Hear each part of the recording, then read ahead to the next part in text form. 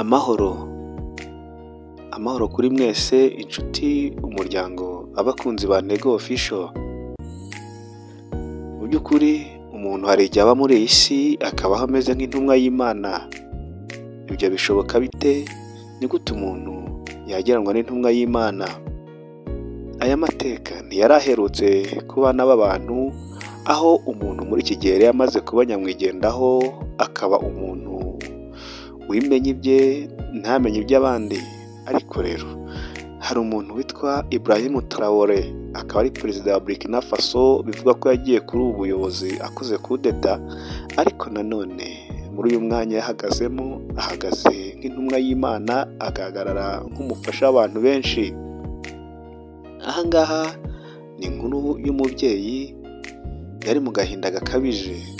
Umurebye ni umusirimu, ariko nanone ikibazo ntikireba ubusirimu, umuruho ntureba ubusirimu, ndetse n'agahinda ntikareba abasirimu. Uyu mubyeyi ucigatiye umwana yari afite agahinda gakabije. Igihe kimwe yabaga mu dukaritsiye twa Dobandi, cyangwa se bwa bukaritsiye buvuga ngo mukubita umwice. Uyu mubyeyi yageze muri iyi karitsiye yarigeze kubaho neza, aho yagize umutware amubera ikigusha, amubera inyatsi, bigera ubwo ava muri iyo nzu aza gukodesha mu dukaritsiye twitwa Dobandi, tumwe abantu bakunda kwita udukaritsiye tw'abarara. Uyu mubyeyi yabaye mu buzima bugoye, ariko amateka y'uyu mubyeyi yari maremare. Uyu mubyeyi yakundanye n'umugabo wakoraga ku kibuga cy'indege, ariko uyu mugabo akaba yari umugabo w'umusinzi, ndetse uyu mubyeyi akaba yaragiraga akazi keza, ariko muri we agahiga ko azakora igishoboka cyose akabana n'umugabo uba mu buzima busanzwe, kuko uyu mugabo yavugaga ko akora ibintu bijyanye no gukodesha imodoka. Uyu mubyeyi barabanye, umubyeyi icyo yari afite cyose ntacyo yamukinze. Uyu mugabo w'uyu mugore nibwo yatangiye guhinduka, bamaze kubona inzu bari bamaze kugura miliyoni 50. Umugabo atangira guhinduka, umugabo atangira gutanga inzu mo cyamunara, umubyeyi atabizi. Nyuma inzu baza kuyigurisha, ariko umugabo ntiyaza no guca bugufi ngo amusabe imbabazi. Uyu mubyeyi yarahagurutse, ahagurukana n'umwana, baromongana bajya aho babonye. Mu gihe kimwe umubyeyi agahinda karamwishe, ubwo yari ari gupanga kwiyahura, abaturanyi nibo batabaye. Ibrahim Traoré amenya amakuru ko hari umuntu wari ugiye kwiyahura, nibwo yafashe urugendo nk'uko asanzwe akora urugendo rwo kureba abana babayeho nabi n'imfubyi akabagira neza. Agera mu rugo rw'uwo mubyeyi, murabona mu nzu harimo udutebe.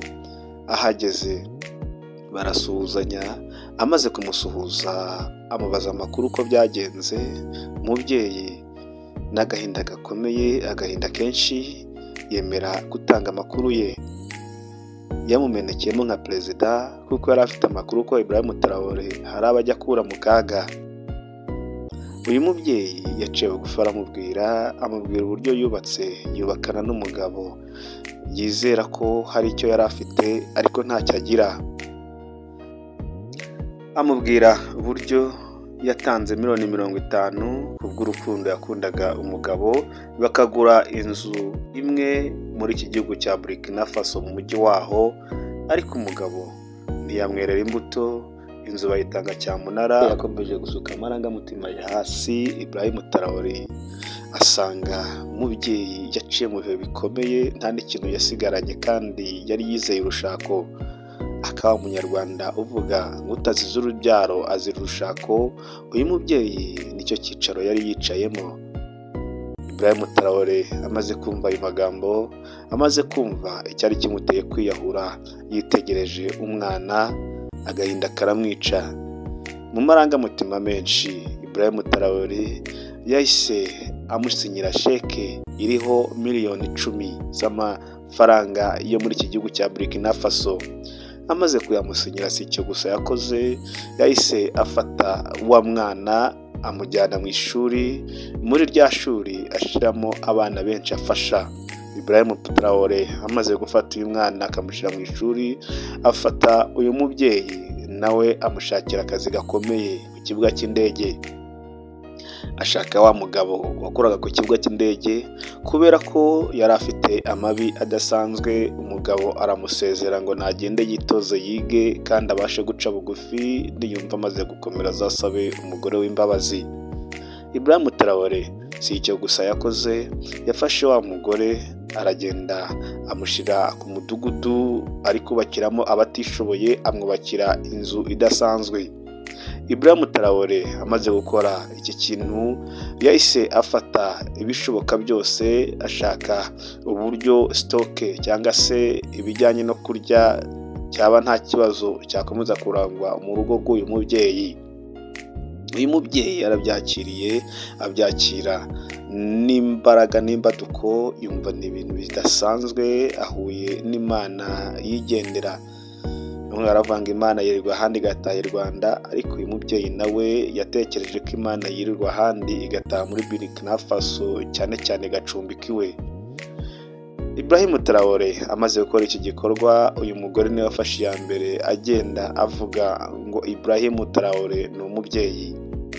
Abantu bagiye bakomeza kumubaza inkuru. Uyu mubyeyi nawe kubera ko yari umubyeyi nk'uko mubona w'umusirimu, usibye ko ubukene nta hantu butagera, byarangiye agiye abereka amafoto. Abatarabimenye, abatamenye iyo nkuru, abereka amafoto, abandi ababwira ko yahuye n'umugabo ukomeye. Ibrahim Traoré, umugabo w'umutima, umugabo w'ubunyangamugayo, umugabo ukunda abantu, umugabo w'inshuti y'aba Burkina Faso, kare wamugiriye neza.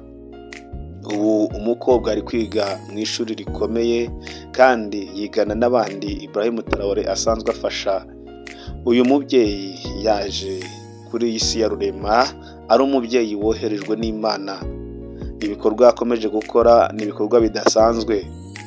Ibikorwa akomeje gukora ni ibikorwa ntagereranywa, utapfa kubona ku mwana w'umuntu mu gihe nk'iki, aho abantu bakunda bakitaho ubwabo. Umuntu ukaba wamubwira ngo akande subscribe, nabyo bikaba ingorabahizi. Ariko nanone Ibrahim Traoré yagaragaje umuntu budasanzwe, agaragaza urukundo rudasanzwe, agaragaza ko akunda abantu, agakunda ibintu, ndetse akubaha abantu n'ibyabo. Murabyibuka ko mu minsi ishize yigeze gutabara akana k'agakobwa akagirira neza, ariko nanone n'abakuru atangiye kubageramo, atangiye kurengera abantu benshi, atangiye kugira neza abantu benshi, atangiye kuba umucunguzi, atangiye kuba umwenegihugu ukunda igihugu ndetse n'abantu. Uyu ni Ibrahim Traoré. Iyi nkuru rero nayisomye numva iranejeje, numva namwe nayibasangiza uburyo uyu mugabo agira umutima w'urukundo. Nawe aho urigira urukundo, ntawe uzi iminsi n'ibihe, ineza izakugarukira, kandi nawe ubuzima ubamo bwa buri munsi ujye ukunda abakunda abantu, nawe ukunde abantu, nawe Imana izagukunda. Ubuntu bw'Imana babemo, mukomeze muhane n'Imana kandi Imana ibagire neza.